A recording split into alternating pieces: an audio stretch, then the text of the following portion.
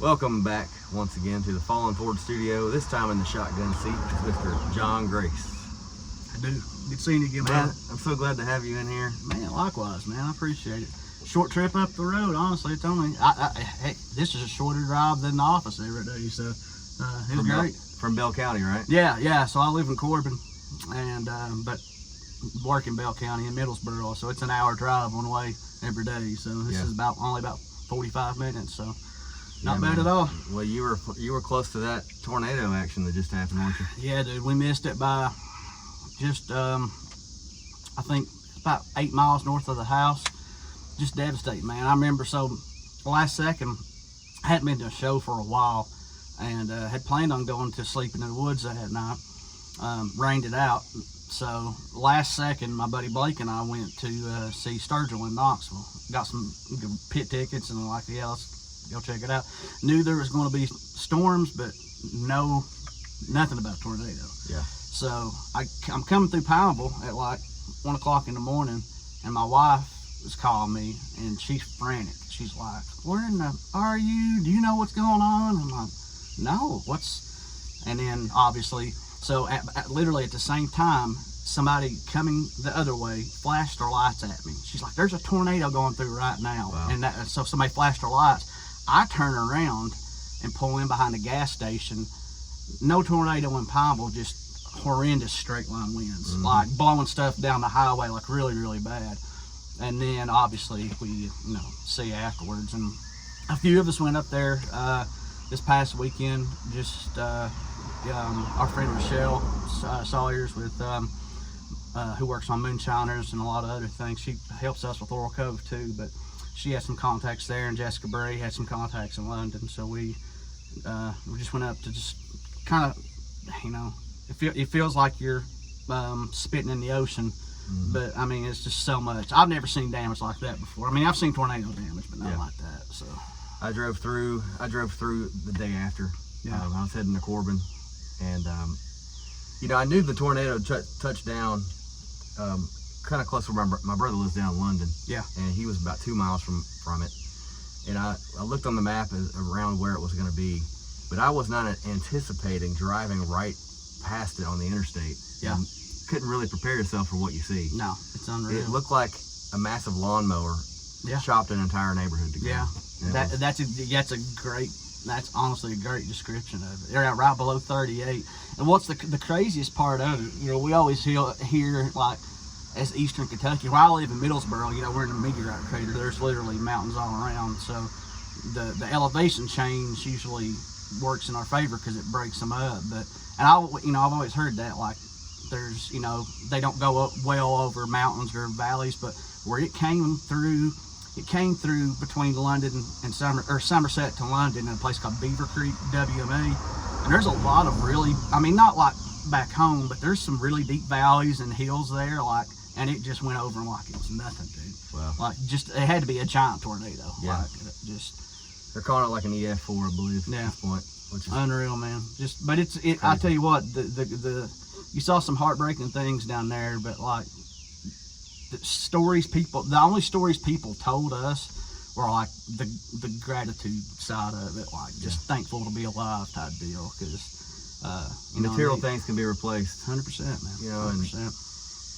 So you were working directly with some people that may have access to charitable organizations that are raising money for the families and the situation there. Do you have anybody that you can mention that would be a good place for anybody watching right now to help out with the effort? Yeah, I'm in a group chat. I think Tim mentioned this on his thing. We have a group chat with myself, him, and Tiffany family and Jessica Bray. And obviously those two are people that I've relied on to kind of point me in the right direction of, who needs what. We took things up there like, totes and things like that. But Jessica pointed out that, like, United Way of London, I'm sure Somerset has something similar. You want to make sure that you're obviously giving to an organization that, puts their dollar where it's needed the most. But those would be two people that, and I know she's shared a lot on the Kentucky Music Hall of Fame site. Yeah. So Yeah, United Way was the one that we're kind of like putting out there, but I'm sure there's a lot more too. So if you're watching this right now, go back through the episodes and find Jessica Blankenship, and she'd be another person to look up on social media, reach out directly to. You can reach out to either one of us, and we can point you that way too. For sure. We got a cigar review to do. That's part of the show. Nice. And while we're doing, I want to introduce you to the Undercrown. This is a really good cigar. Nice. Maybe you can do that one. Thanks, sir. This one I never had before. It's an LB Luisa Batista. I guess that's what it was. But this is a Churchill Maduro. Nice. Good deal. And I've got two different ways to cut it. Either a flat cut or a V cut. I don't know what you prefer. I usually do. Oh, I am no cigar expert by any stretch of the imagination. I told you earlier the only cigar experience I had was sneaking some Cubans across in 1999 in high school from London, England. You're talking about cigars, right? Yeah. This was pre 9/11, so. Here's a V cut if you want to do that. Sure. Like I said, you'll have to instruct me here. I have no idea how to use this. Okay, this one, you put the end of the cigar down in there. Okay. Like that. Ah, I got you. Okay. And then you just kind of close it. Gotcha. Okay. Yep, put the pressure on it and just close it. So as we're doing this, man, I always ask people, I try to remember to ask people like what their first cigar experience was. Yeah. And kind of what the background of that was, and it kind of varies, man. And that was one of mine, honestly, because my dad was an aficionado, or so to say, a little bit of one. He smoked them every now and then, but to show you how trashy I am, mine was probably Swisher Sweetwood's Hips. All right, those count, I guess. It's probably when I was 14 or 15 behind the barn, I would say, is my first one. And like I said, I know nothing about them. But I do enjoy one every now and then when I'm sitting by the pool or in the woods somewhere. So I like a cigar because it's almost like it's like a meditation kind of thing for me. Yeah. You know, and I don't really. I've been smoking a lot of cigars lately. Just because of the show. Yeah. I've been doing a lot of interviews lately. Yeah. But every once in a while, I like to, get on the front porch if it's nice weather and just have a glass of bourbon. Same. And a cigar. Same, man. That's my jam right there. You're talking my love language now. So on the cigar, you're basically heating it up.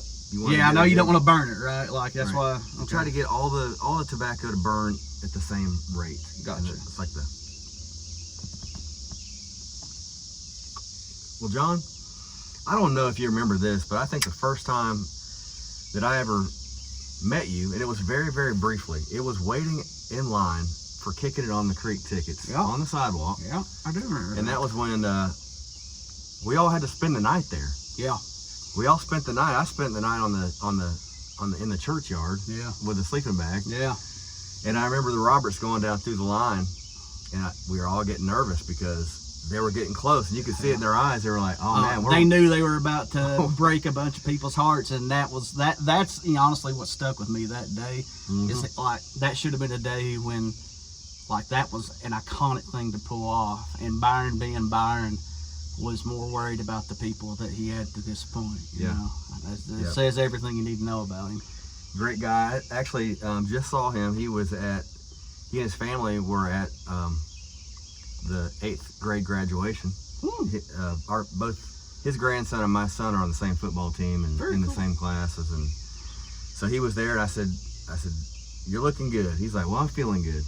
So that's awesome, man. Yep. I saw him for a second at Manchester, and we've talked a few times since then. I tried to check up on him pretty regular, and I always tell him, like, hey, if you're feeling up to it, you always come down and if you want to get out and come down to Pine Mountain. But yeah, that dude means a lot to a lot of people. Yeah, me included. Yeah, he's really changed things in Kentucky music, the Kentucky music scene in general. You're another one of those guys that's changing things too, man.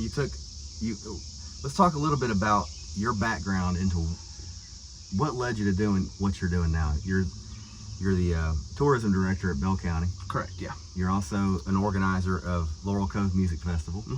One of them, yeah. And so, what was the progress, or what was the first inspirations and kind of got you working that direction? Well, it's honestly a lot of luck, because I was thinking about this the other day. I found my degree from UK. And I was just thinking, like, I do absolutely nothing about what my degree is in. But the way tourism is in Bell County, when I say luck, a lot of what we base our tourism on is things that I have enjoyed my entire life. The great outdoors, history. I've always been a history buff a little bit.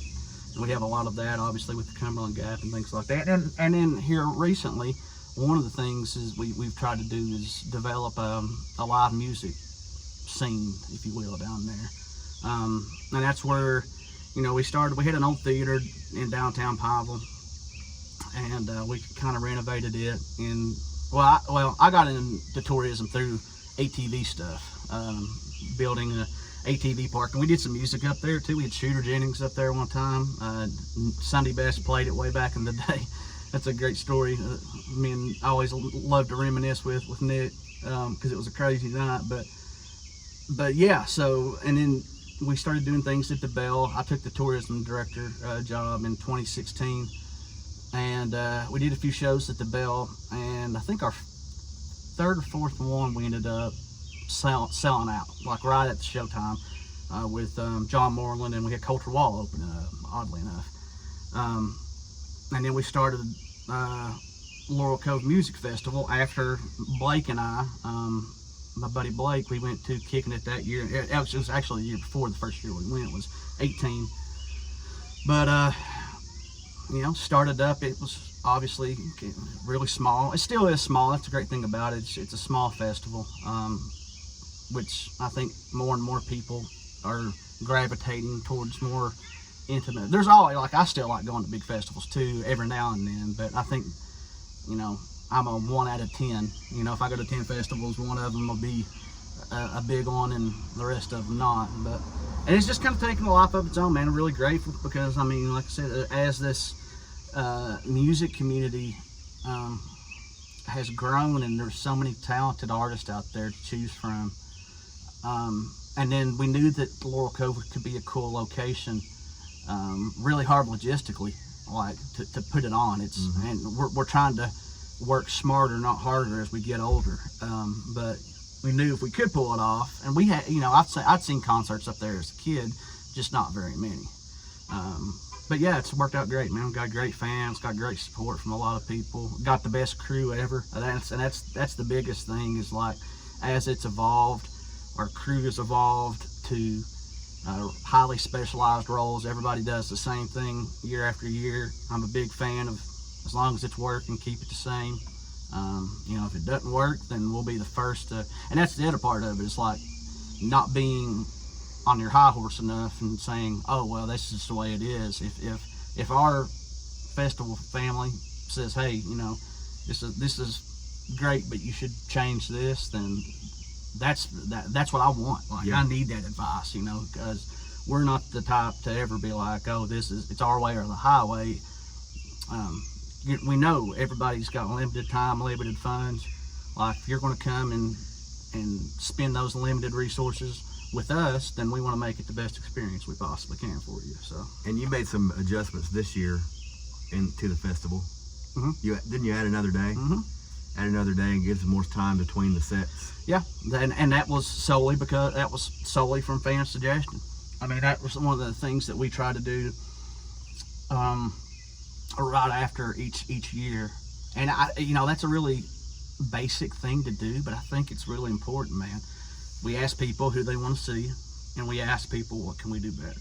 And we, all the other stuff is, this is one of the few events that I've ever done. I've been doing events for my entire adult life in some capacity, and this is one of the few that actually you get complimented on. Most of them are nothing but you do free event for your community, and I'm not trying to crap on our community, but it's just the reality of it.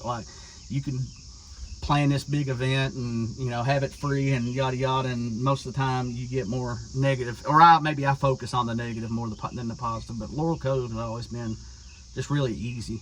I mean, it's hard work, but it's easy from that perspective. So one thing I noticed too is it's a striking thing for a lot of people in general, especially new people that are coming out and seeing the shows, is how respectful the crowd is.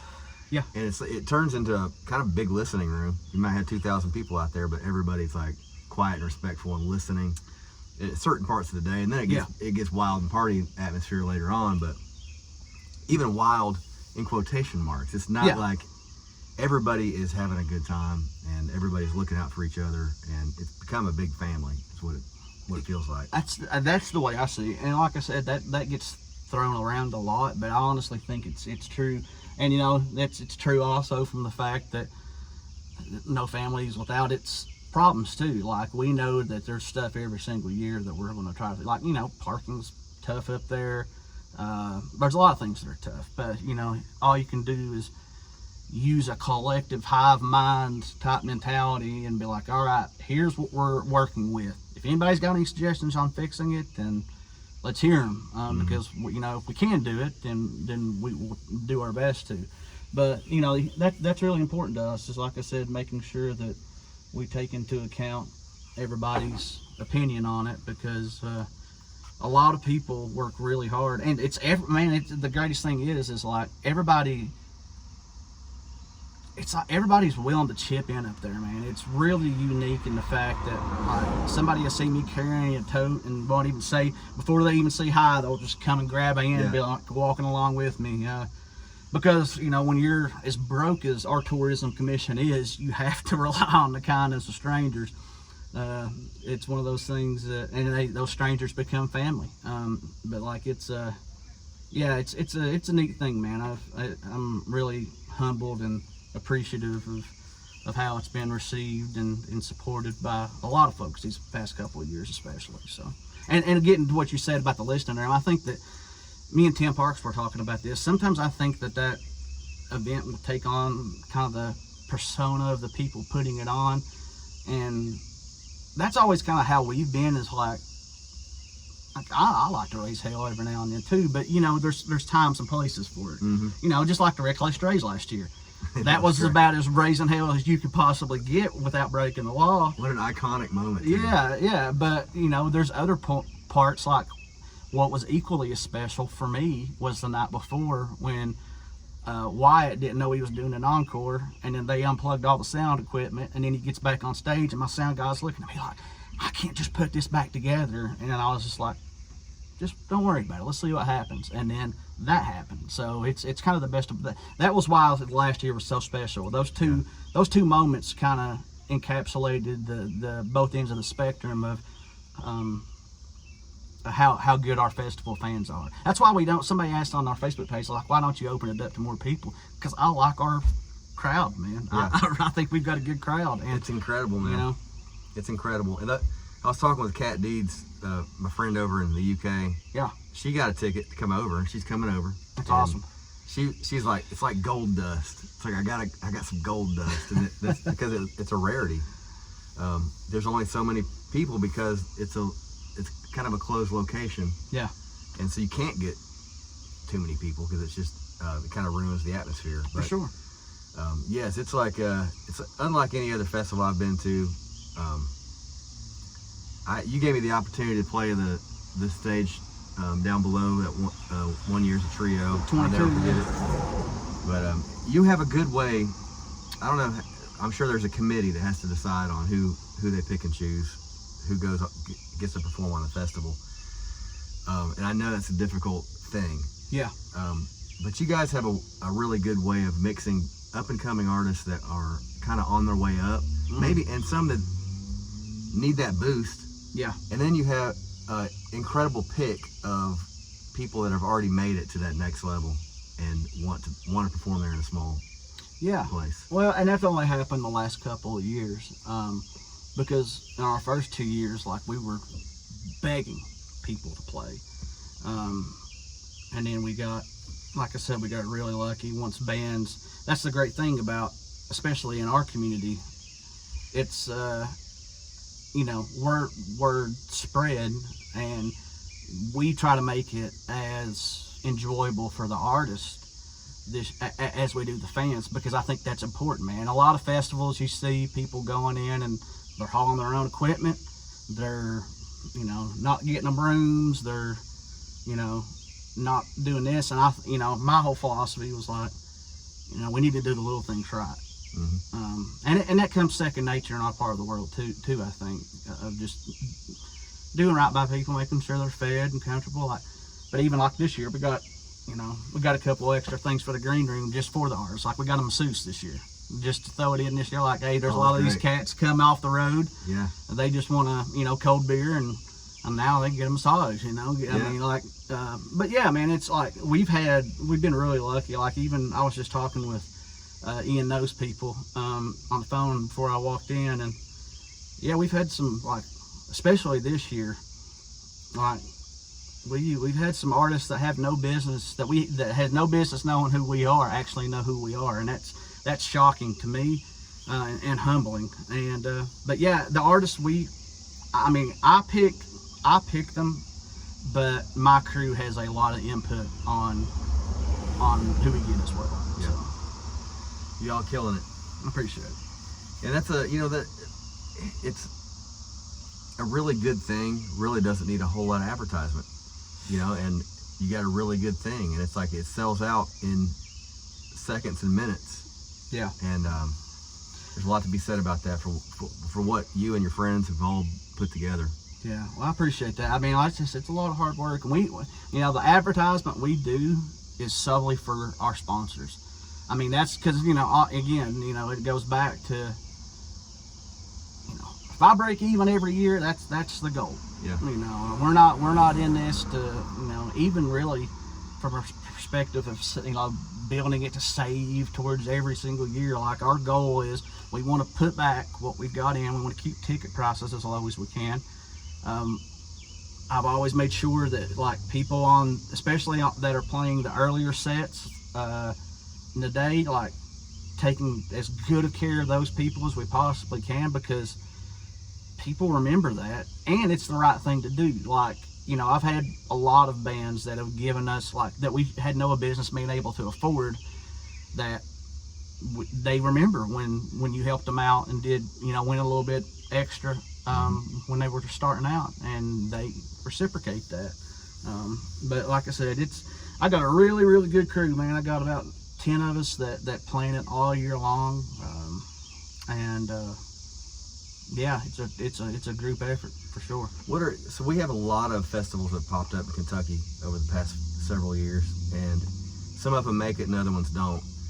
But it usually starts with really good intentions. People, put their minds to, like, we want to do a festival because we love music and we want to have a successful event. Mm-hmm. What are some words of wisdom to some people that may in their mind like want to do a festival?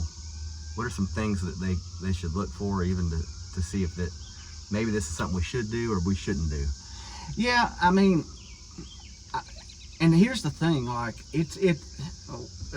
we talk about that in our group text a lot, like just the sheer volume of festivals popping up. Like, I think, and all of us think, like, it should be that way. That's a good thing, because number one, you'd want that versus the opposite of back when 20 years ago there was basically masters and that was it, because, and the other thing is a lot of people, they get enamored with the idea of putting on a festival, but then you've got to have, in my opinion, 3 years before you know anything about it, because that first 2 is just going to be a holy crap, what have I done wrong? I got to fix this. So you've got to have a 3-year window where you give yourself the chance. You can't just go in 1 year and be like, oh well, that was a bust, because most of them, ours was a bust the first year. I mean, we didn't even sell enough.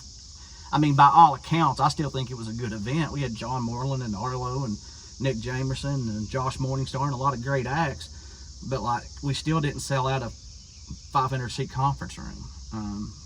And then, like I said, then honestly, what helped us if I'm being frank about it, was COVID. Like 2021 was, you know, we everything stopped in 2020, but then 2021, literally the day that all COVID restrictions were lifted was the first day of Laurel Cove.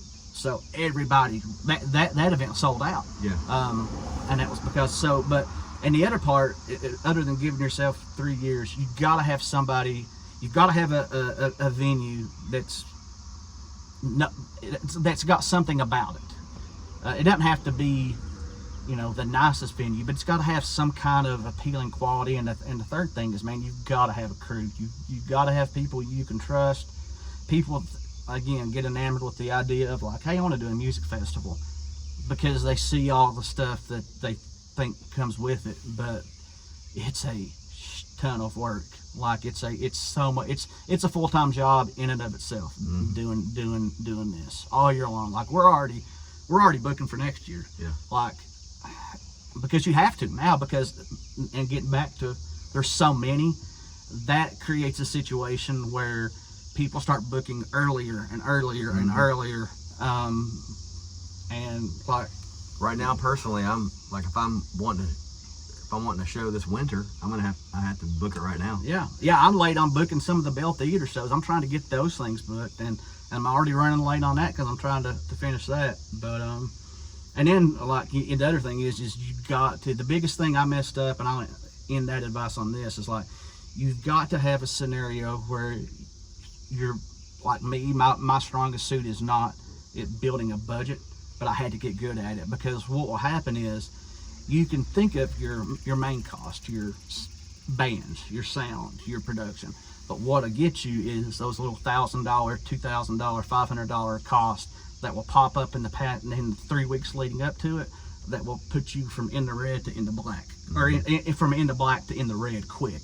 And making sure, so we've got a full, like I've got a 21-page sheet, Excel sheet, but the very first one is our cost analysis framework of like, everything is accounted for to the penny, so we don't make, so, because I had to sell this to my board, like the first 2 years we lost money.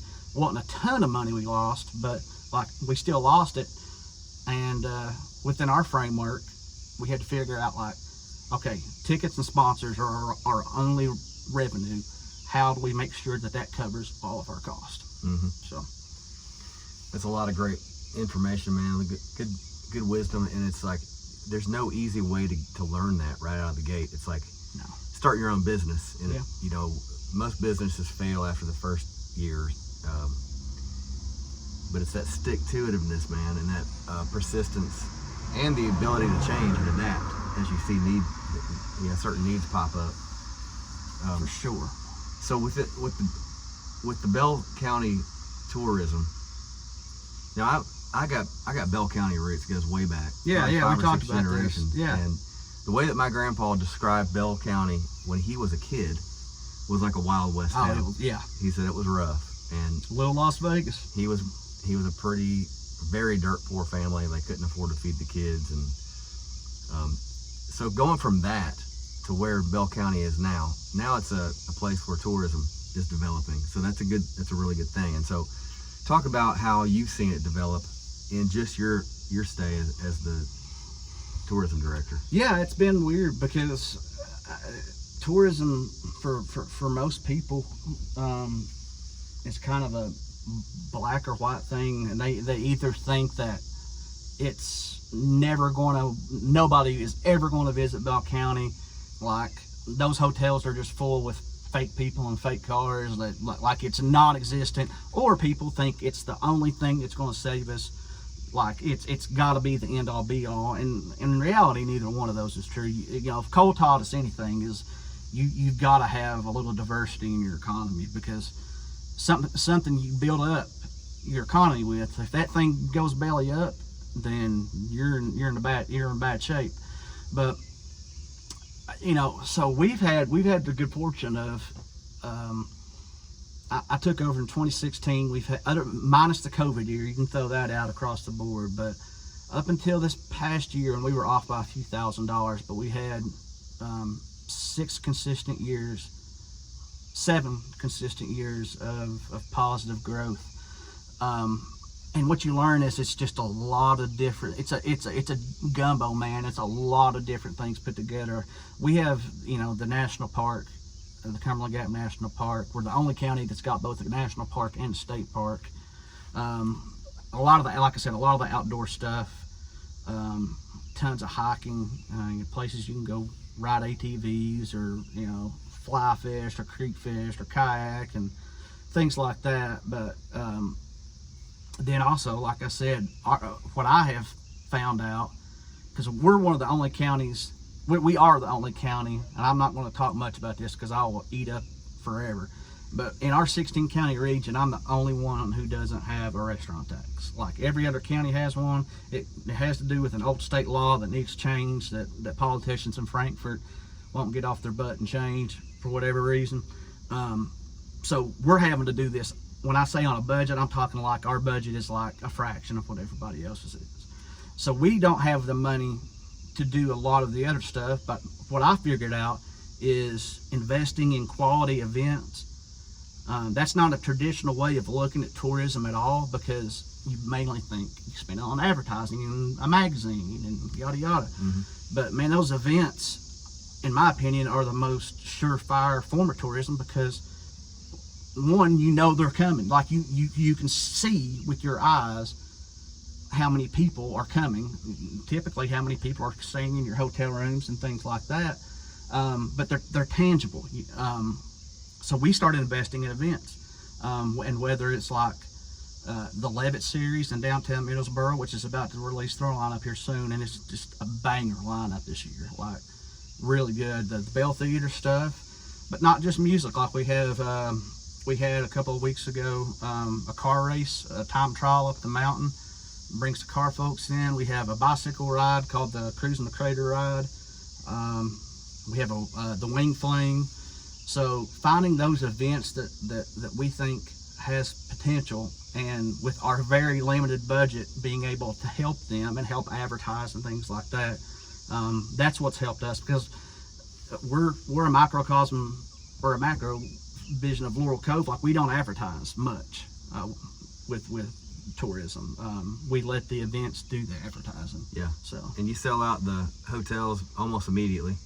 Oh yeah, for an event like that, yeah, they're gone. And like I said, so in my view, like that's the best form of advertising, because like I said, you know, if you know that people are going to come, with Laurel Cove, people are guessing the dates, you know, and trying to book a year out just to try to get, because you know, we need more hotel rooms. We're staying in Corbin, so me too. Like the economy is like in towns and cities all the way around benefit. From those kind of events. The whole region gets it, and that's the cool thing, man. All of our tourism directors in our region, we all understand that this is a group effort, and you know, like I said, we all see the trickle down from each other's stuff, you know. So very cool, man. What do you think about that cigar? I like it. I was worried it was going to be too, like, because I haven't smoked one in a long time. I was worried. I was like, man, I'm going to sit here and cough my brains out. But the good thing about a cigar, I had to talk to my mom about this the other day, because she's like, I don't like you smoking. And I was like, Mom, it's not like a cigarette. It's a cigar. You know, we're breathing a little bit in, but not nearly the same. We're almost Bill Clinton in it. You know, very, like, I did not inhale. But yeah, I like it a lot, man. Good choice. Good. Undercrown, that's a great cigar. For all you cigar smokers out there, I'm sure you've heard of Undercrown Maduros. This one right here, LB, this one comes across to me as a very smooth, kind of a creamy flavor. Not harsh at all. Like it's a longer cigar than I normally smoke. This is probably I could probably make this last about an hour. Yeah. You know? Yeah. That's the thing about cigar smoking. It's just like, it's more about the conversation and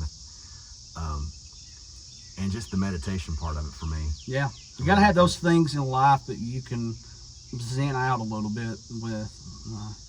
Mine's cleaning the pool. That's my cleaning the pool. Yeah, like something that you normally, like, I don't know why that would be something that, you know, you shouldn't necessarily enjoy, but like I just zone out, or mowing the grass, one of the two. So do you have any like, do you have time for hobby? Like, do you have any kind of hobbies that you like? Most of my hobbies, I sit and collect dust.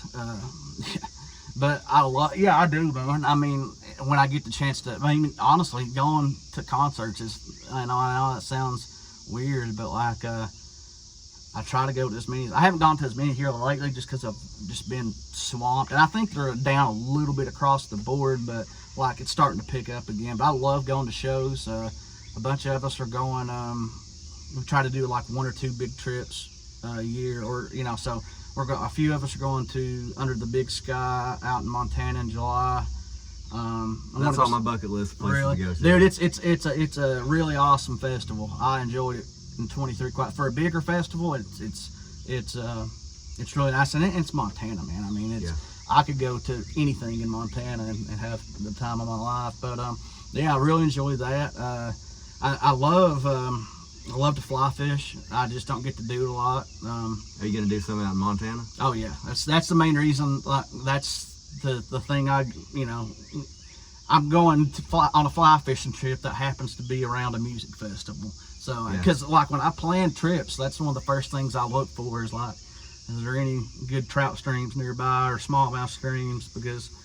And then I like going to, Kentucky football, basketball games. We've been just some basketball. We've had tickets for the last couple of years, season tickets. So I got to go to take my nephews and my wife, obviously, to stuff like that. But yeah, I mean, I wish I had time for more stuff, but like I said, it's weird. All I wanted was some of the stuff you see that you want when you're a kid, that 4-wheeler and a boat, and then you finally get to a point in life where you can get a couple of those things, and they sit there and collect dust most of the time because you're working all the time. You built a cool little cabin, man, and you do a show series down there too, Spruce Creek. Yeah, it's my favorite show that we do. Glad you mentioned that. I'd have totally forgot. Yeah, we got our first one coming up the weekend before Laurel Cove. Drake and Farley is going to play Sunday, I think. So we do those tickets like in a private Facebook group, mainly to anybody that I've gotten to know through come to shows down at our place or whatever. But yeah, Drake and a girl named Tori Forsyth, who my buddy Rob Hillier introduced me to, who she is incredible. She might be my wife's favorite artist right now, but she's incredible. So that's the first one, and I think it's sold out or right at it. The second one is August the 15th, which is Pony Bradshaw and Jordan Lee King, which I'm like, that's a great combo. Over the moon about, dude. The reason we didn't do any last year, because I'm probably, Pony Bradshaw might be my favorite artist right now, and has been for the last couple of years. And we tried to make it work out last year and just couldn't get the dates lined up, with my wife working week on, a week off. And so I was crushed. I was like, let's just not do one. Let's just wait till next year. So we got that one, and then we got Cassius Culpepper on September 26th. But yeah, super excited, man. I love that. Those are my favorite shows that I get to be a part of, mainly because I can just, get wild as I want to, and just walk up the hill and not have in your backyard. Yeah, I don't have to go anywhere. So that's cool. I haven't. I've definitely got. It seems like every time you have a show down there, it's like I'm either booked on something else or like I just at some point I got to get down there. Dude, yeah, you got to. It's like I said, by far, it's only about 100 of us, but they're an absolute blast. Good crowd, man. Like you said, Laurel Cove, really super intent. Like I had I forgot who it was. It might have been Nick or John or Mel or one, but like they were thrown off by how quiet the crowd was. They were like, they're like, are y'all enjoying yourselves? Everybody's like, yeah. He's like, you're being really, really quiet. And I was like, yeah, that's just how it is down here. Man, it's so great to create that kind of environment for artists too. I mean, yeah. And it really affects the song selection. When people are going to be listening, sometimes you go in deep with some songs that you maybe you want to try out. People are actually listening. Yeah. And it may not be more the up-tempo stuff. It's more the let's think about this kind of tempo. 100%, man. And I think that's super important, man. There's been shows that at the Bell, and not many, because once we did it once or twice, people, word spread fast. But if you're coming in just to get completely out of your mind and loud screaming, dude, you're not going to have a good time, because we're not going to we're not gonna put up with it. Mm-hmm. And I think it's general respect. Like, you know, nobody's saying that you can't whisper in somebody's ear or, you know, be the fun police or whatever. But man, I mean, somebody, my opinion is the way you all do it. You're being really personal in ways that a lot of people can't really fathom. And that deserves respect and attention, man. And why would you, and the second part of it is, why the hell are you going to spend money to come and just talk the whole time? Like, I know there's a lot of people that aren't comfortable with silence, but I'm grateful that our crowd knows the times on when to be attentive and when it's time to get rowdy, you know? Yep. You know? Yep, and sometimes you need to jump in the pool. Yeah, exactly. And raise Cain. I was like, I will never forget that moment as long as I live. And I was like, I was kind of up on the hill when during the Red Clay Stray set, everybody jumped down in the pool, like right in front of the stage. And if you haven't been there, it's a very natural setting, like a natural amphitheater. You have stones for people sit on, and then you have, you know, some seating in the front, and then you have a kind of a reflection pond that has there's a stream flowing through it. And most of the time it's off limits, but during the Red Clay Stray set, everybody is like got to that certain point. One person jumped in, then 80 people jumped in, and typically, if you look up Laurel Cove Music Festival now, that's one of the videos that pops up. But it was that moment, that magic, that energy that was floating around the air that always does there.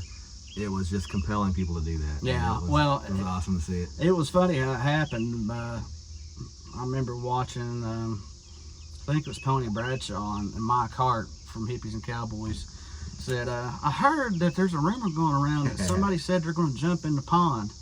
And I looked at him and I was like, would that rumor be started by you? Or are you going around telling people? And he kind of smiled. And he's like, am I going to get you in trouble? And honestly, the only reason I didn't say yay or nay because I didn't have the authority to say that. I was like, well, they do throw somebody in from Mountain Laurel.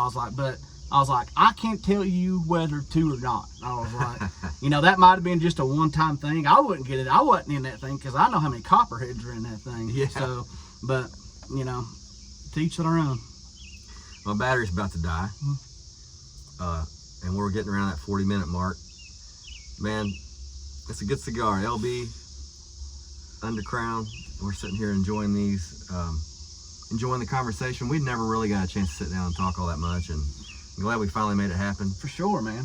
You're welcome back here anytime, man, and hopefully we can do a part 2 one of these days. Dude, likewise. I appreciate it. Like I said, this is. I like getting to do stuff like this, and I'm glad you hit me up because when I saw Tim Parks do it, I was like, well, I can't let Tim outdo me, so I'm gonna have to give Lance a holler. So I'm glad we got to make it happen. And I knew it was gonna be tough for you because this is kind of a busy time of year for you. I'm glad you made time to get out here. And oh yeah, dude, like I said, short drive, and I get to, like, driving is one of the few things that I get to kind of zone out and zen out a little bit too. So yeah, I appreciate you having me on. Really enjoyed the series, and thanks for the cigar. I highly recommend. I'm not a cigar buff, but very good. Like I said, no bite to it whatsoever. Really enjoyed it. So. Oh yeah, man.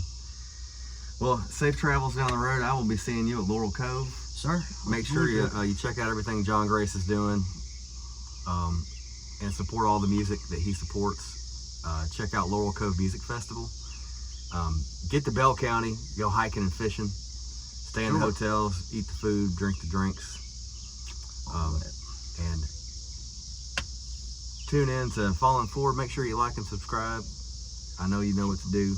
Make a comment, even if you have some criticism. Leave it down there because it suggests cigars to smoke and people to interview. This is one of the best, man. I'm glad you made it. Jon Grace, thank you, man. Thank you, sir. Appreciate it.